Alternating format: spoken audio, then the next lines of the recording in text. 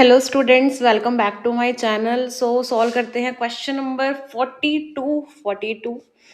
सो मैंने अपने चैनल पर एक पोस्ट शेयर की है जिसमें मैंने ये पूछा है आपसे कि अगर मैं जेई मेंस 2026 अप्रैल शिफ्ट के लिए एक सीरीज़ लाना चाहूँ तो आप क्या प्रेफर करोगे।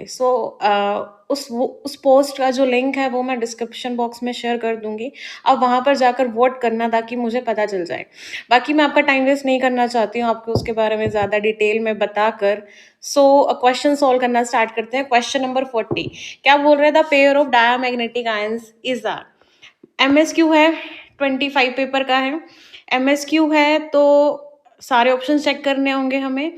और ये जो मुझे चारों के चारों एलिमेंट्स, चार एलिमेंट्स ही दिखा रखे हैं, मुझे ऑक्सीडेशन स्टेट अलग अलग है तो मुझे इनकी इलेक्ट्रॉनिक कॉन्फ़िगरेशन पता होनी चाहिए। और ये सारे के सारे एलिमेंट्स कौन सी सीरीज़ के हैं? ये सारे के सारे एलिमेंट्स 4F सीरीज़ के हैं। 4F सीरीज़ आपको पूरी की पूरी पीरियोडिक टेबल लर्न होनी चाहिए। कंप्लीट पीरियोडिक टेबल आपको लर्न होनी चाहिए, चाहे 4F सीरीज है, चाहे 5F सीरीज है, डी ब्लॉक है, एस ब्लॉक है, पी ब्लॉक है, सब कुछ आपको लर्न होना चाहिए। आप उनकी ट्रिक से लर्न कर सकते हो। ऐसा नहीं है कि आपको सारे एलिमेंट्स के नाम लर्न होने चाहिए, ऐसा ज़रूरी नहीं है। 4F 5F के नाम जनरली काफ़ी बच्चों को याद नहीं रहते। याद रहते हैं तो अच्छी बात है, बट नहीं रहते तो काम चल जाता है।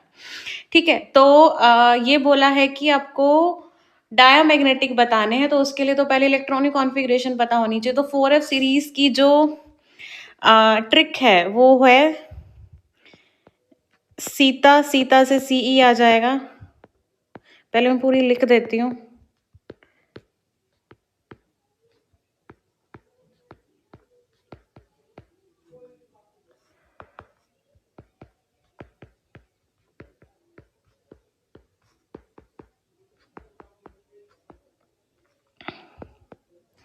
ये लेंथेनम तो कौन सी सीरीज का हो गया? ये लेंथेनम तो 5D सीरीज का होता है। लेंथेनम के बाद ही तो 4F सीरीज शुरू होती है, इसलिए तो इनको क्या बोलते हैं हम लोग?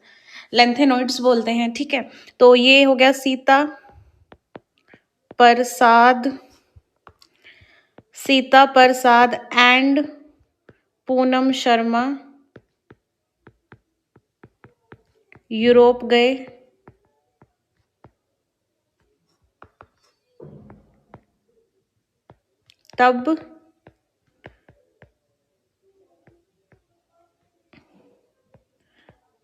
तब उन्हें डायरिया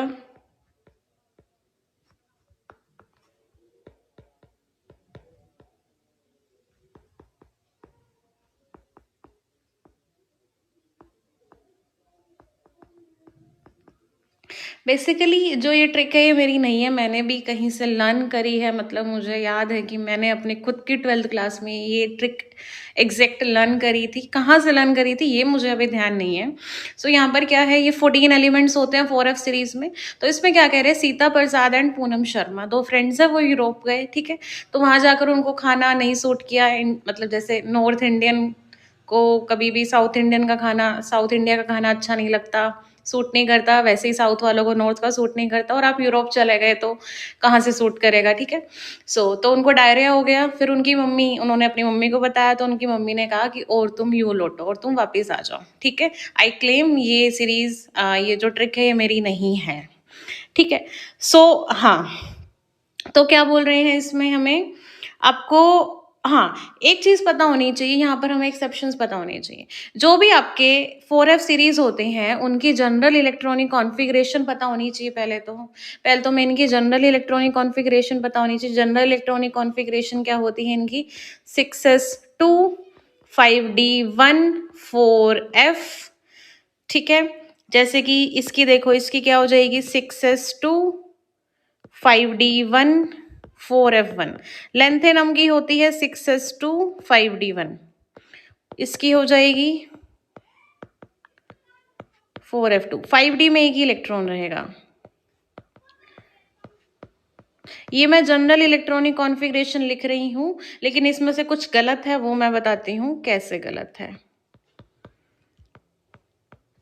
ये जो इलेक्ट्रॉनिक कॉन्फ़िगरेशन लिख रही हूँ ये जनरल, जो आप पीरियोडिक टेबल देखकर भी हमें इलेक्ट्रॉनिक कॉन्फ़िगरेशन लिखनी आनी चाहिए ना, तो वहाँ से डिराइव्ड है ये। ठीक है, 4f02 हाँ, 1 to 14 लिख लो, जनरल लिखनी है तो, without exceptions. 4f7, 6s2, 5d1, 4f8।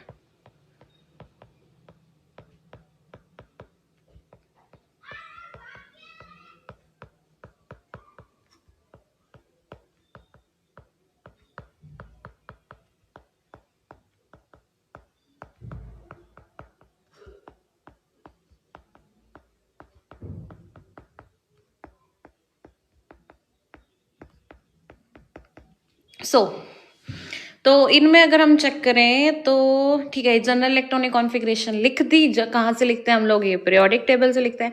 But दिक्कत क्या आती है, इनमें आ सकते हैं एक्सेप्शंस। एक्सेप्शंस कौन कौन से हैं? लेंथेनम, गैडोलिनियम और लुटेटियम को छोड़कर, मतलब बाकी सारे जिनको मैं ऐसे ही यहाँ पर मार्क कर रही हूँ, ये सब एक्सेप्शंस हैं। इन एक्सेप्शंस में क्या होता है ना, इन एक्सेप्शंस में जो भी आपका 5d का इलेक्ट्रॉन है ना, वो उठकर किस में चला जाता है, 4f में चला जाता है। ये तो रूल है लिखने का जो मैंने लिखा है। रूल से तो लिखना आसान है, लेकिन कहीं एक्सेप्शंस मिलती हैं और 4f में तो बहुत सारी एक्सेप्शंस हैं। तो यहाँ पर क्या होगा, जहां पर 5d का इलेक्ट्रॉन उठकर किस में चला जाएगा, 4f में चला जाएगा। तो लेंथेनम में तो एक्सेप्शन नहीं है, तो एग्जैक्ट तो ये वाली होगी। और सीरियम, ये जो लिखा हुआ है हमने ये वाला, इसमें क्या है, 6s2 तो रहेगा, लेकिन 5d में एक इलेक्ट्रॉन है, वो उठकर किस में चला जाएगा, f में। तो क्या बन जाएगा, 4f2। ऐसे ही मैं सारे लिख रही हूँ, d के इलेक्ट्रॉन उठाकर f में। ये जो लिखी है मैंने करेक्ट इलेक्ट्रॉनिक कॉन्फ़िगरेशन लिखी है। पहले वाली जो थी वो तरीका था लिखने का, जो होनी चाहिए थी, किसको देखकर, पीरियोडिक टेबल को देखकर।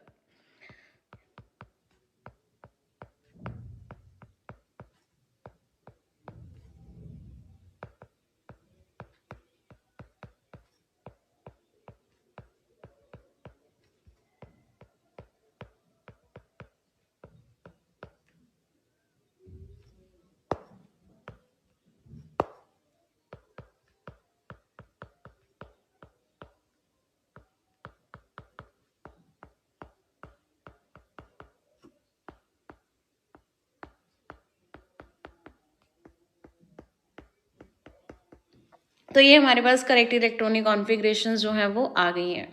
तो अब हमें यहाँ पर क्या बोला है, आपको डायमैग्नेटिक बताना है। तो लेंथेनम, लेंथेनम के ऊपर क्या बनाया है, 3+। अगर लेंथेनम क्या है, 6s2 5d1 है, तो लेंथेनम 3+ क्या होगा, निकाल दो सारे इलेक्ट्रॉन। मतलब इसके पीछे क्या होगा आपके पास, 5p6 होगा। ये खत्म हो जाएंगे, वैलेंस शेल से इलेक्ट्रॉन पहले निकालते होते हैं। तो आपके पास बेसिकली लेंथेनम 3+ में क्या मिल जाएगा, 5p6 मिल जाएगा। इसमें कोई भी अनपेड इलेक्ट्रॉन नहीं होगा, तो ये कैसा होगा, डायामैग्नेटिक। नेक्स्ट क्या बोला है हमें, सीरियम +4। सीरियम, पहले सीरियम देख लो, सीरियम क्या है, 6s2 5d, sorry 6s2 4f2 है, तो सीरियम +4 क्या हो जाएगा, फिर से ये निकल जाएंगे, तो ये कैसा हो जाएगा, फिर से डायामैग्नेटिक हो जाएगा। तो ऑप्शन ए करेक्ट है। ये मल्टीपल सिलेक्ट क्वेश्चन है, तो हमें बाकी ऑप्शंस भी चेक करने होंगे। सो पूरा पूरा लिख के नहीं बता रही हूँ, अभी मैं एग्जैक्ट बता रही हूँ। वाई बी क्या बोला है next, Y B. Y B कहाँ है हमारे पास, ये रहा वाई बी, ये है। तो क्या बोला है, इसके वाई बी के ऊपर 2+, आ जाएगा, तो पहले जो आउटर मोस्ट शेल है 6 वाला, उससे इलेक्ट्रॉन निकल जाएगा, क्या बचेगा, 4f14। डायामैग्नेटिक है ये भी। लुटेटियम, लुटेटियम क्या है हमारे पास, मैंने गलत लिख दी यहाँ पर 5d1 में भी आएगा। लुटेटियम में तीन, लुटेटियम की इलेक्ट्रॉनिक कॉन्फ़िगरेशन ये है। लुटेटियम 3+ बनाना है आपको, तो आप क्या करोगे, 3 इलेक्ट्रॉन निकाल दोगे बैलेंस से, पहले 6s से फिर 5d से, 3 इलेक्ट्रॉन निकल गया, 4f बचा, फिर से क्या, ये भी डायामैग्नेटिक कंसिडर हो रहा है। ओके ठीक है। दो ऑप्शन तो करेक्ट हो गए। नेक्स्ट चेक कर लेते हैं हम। नेक्स्ट क्या बोला है, लेंथेनम 2+। ये हमारी लेंथेनम की इलेक्ट्रॉनिक कॉन्फ़िगरेशन है। लेंथेनम 2+ का मतलब 6s से इलेक्ट्रॉन निकल गए दोनों, तो क्या बचेंगे, 5d में एक इलेक्ट्रॉन बचेगा। ये अनपेड इलेक्ट्रॉन है, अनपेड इलेक्ट्रॉन है तो पैरामैग्नेटिक होगा, तो ऑप्शन सी नहीं है। आगे आता है YB3+, ये YB आ गया। YB3+ का मतलब पहले 6s से 2 इलेक्ट्रॉन निकाल दो, और अगला इलेक्ट्रॉन कहाँ से निकालोगे, 4f से, तो क्या बन जाएगा, 4f13, मतलब इसमें एक अनपेड इलेक्ट्रॉन मिलेगा। होगा। So our correct answers are A and B. Now moving on to next question. Question क्या कह रहा है हमें, ये आपको रिएक्शन के सीक्वेंस दिए हैं, तो आपको पहले देख लो कि आपको बोला है ये है, इसमें आप HBr ऐड कर दो। ये कौन से मैकेनिज्म से जाता है, कार्बोकेटाइन मैकेनिज्म से जाता है। यहाँ पर एक डबल बॉन्ड पर Br और एक पर H, और जो H है मैं उसको ना दिखाऊं तो भी काम चल जाएगा। देन आप क्या करा रहे हो, ये क्या बन गया हमारे पास P। फिंकल-स्टेन रिएक्शन क्या होती है, आप NaI सोडियम ऐड कर देते हो, NaI Br की जगह I लगा दोगे। फिंकल-स्टेन रिएक्शन में क्लोरीन या ब्रोमीन की जगह आयोडीन लग जाता है, बस ठीक है। और पता होना चाहिए कौन सा मैकेनिज्म फॉलो करती है ये रिएक्शन, जो है SN2 मैकेनिज्म फॉलो करती है, ठीक है। ये क्या बन गया हमारे पास क्यों। नेक्स्ट पी की क्या करा रखी है, स्वॉर्ड्स रिएक्शन। पी की करा रखी है स्वॉर्ड्स रिएक्शन। स्वॉर्ड्स रिएक्शन में क्या होता है, क्लोरीन या फिर ब्रोमीन रिप्लेस हो जाता है किससे, फ्लोरीन से। तो ये किसका फॉर्मेशन हो गया, आर। अगेन ये भी SN2 मैकेनिज्म फॉलो करती है, ठीक है। सो ऑप्शन चेक करते हैं, मल्टीपल सेलेक्ट क्वेश्चन है। CX bond length in PQR में बॉन्ड लेंथ बताओ। सी एक्स का मतलब क्या है, हेलोजन, जो यहाँ पर फ्लोरीन ब्रोमीन या फिर आयोडीन है, किसकी बॉन्ड लेंथ ज्यादा होनी चाहिए, CI की होनी चाहिए ज्यादा, फिर CBr और फिर CF। क्यों, क्योंकि आयोडीन का साइज बड़ा होता है। पीरियोडिक टेबल में ग्रुप नंबर 17 में मिलते हैं फ्लोरीन क्लोरीन ब्रोमीन आयोडीन, और नीचे डाउन द ग्रुप क्या होता है, साइज क्या होता है, डाउन द ग्रुप साइज जो होता है वो इंक्रीज हो जाता है, ठीक है। तो क्या बन जाएगा ये PQR। तो CI कौन, आयोडीन वाला कौन सा आपका क्यू, पी, और ये फ्लोरीन आर। ऑर्डर होना चाहिए ये, इसमें दिया ऑर्डर ये तो गलत है, ये ऑप्शन करेक्ट नहीं है। करेक्ट ऑप्शन बताना होगा मैं, हाँ करेक्ट स्टेटमेंट बोला है। CX बॉन्ड एंथैल्पी, अगर ये ऑर्डर है आपके पास तो कौन सा, जो बॉन्ड लॉन्ग होता है, कौन सा बॉन्ड लॉन्ग है यहाँ पर, CI बॉन्ड लॉन्गेस्ट है यहाँ पर। क्यों लॉन्गेस्ट है, क्योंकि आयोडीन का साइज बड़ा है। जो बॉन्ड लॉन्ग होता है वो बॉन्ड वीक होता है, उसको तोड़ना आसान होता है। तो किसको तोड़ना, जिसको तोड़ना आसान होता है उसकी बॉन्ड एंथैल्पी कम होती है, क्योंकि उसको तोड़ने के लिए एनर्जी क्या चाहिए, कम। तो यहाँ पर जो बॉन्ड एंथैल्पी का ऑर्डर होना चाहिए वो ऐसे होना चाहिए, मतलब क्यू, पी और फिर आर। तो option number B is correct. Next बोला relative reactivity towards SN2। SN2 reaction कराने के लिए आपको पता होना चाहिए ये ऑर्डर होता है, CI CBr CF। तो QPR होना चाहिए, गलत दिया है। क्वेश्चन नंबर 2 PK वैल्यूज, ठीक है। तो आप इनके कॉन्जुगेट बेस बना दो basically. PK values of the conjugate acid of the leaving group. Leaving group, okay. तो इसमें लिविंग ग्रुप कौन है, Br। Halogens good living group होता है। Br आयोडीन और फ्लोरीन, फ्लोरीन नहीं होता, Br आयोडीन और फ्लोरीन। लिविंग ग्रुप का ऑर्डर ये होता है, आयोडीन एक अच्छा लिविंग ग्रुप होता है as compare to bromine. Bromine से कम होता है क्लोरीन, वो तो इस क्वेश्चन में नहीं दिया गया। और उससे कम क्या होता है हमारे पास, फ्लोरीन होता है। तो गुड लिविंग ग्रुप होगा ये, ये लिविंग ग्रुप इनके चार्जेस होंगे, और आपने इनका, ठीक है, इनका कॉन्जुगेट एसिड ये क्या है, बेस है, नेगेटिव चार्ज है ना इनके ऊपर। लिविंग ग्रुप कौन है, iodine chlorine bromine, minus charge लेकर निकलते हैं। इनका कॉन्जुगेट एसिड बना दो, मतलब आप इनको क्या दे दो, HH दे दो, ये बन जाएगा। और फिर इनका पीके वैल्यू किसकी ज्यादा होगी, जो गुड नेगेटिव चार्ज इस पे ज्यादा स्टेबल होता है। नेगेटिव चार्ज किस पर ज्यादा होता है, स्टेबल, आयोडीन पर। तो ऑर्डर क्या आना चाहिए, ये आना चाहिए। आयोडीन वाला कौन सा आपके पास, क्यू, Br वाला क्या है, P, और F वाला क्या है, R। तो QPR आना चाहिए, वो नहीं दिया ऑर्डर। सो ये MSQ था, बट इसमें only correct option is B।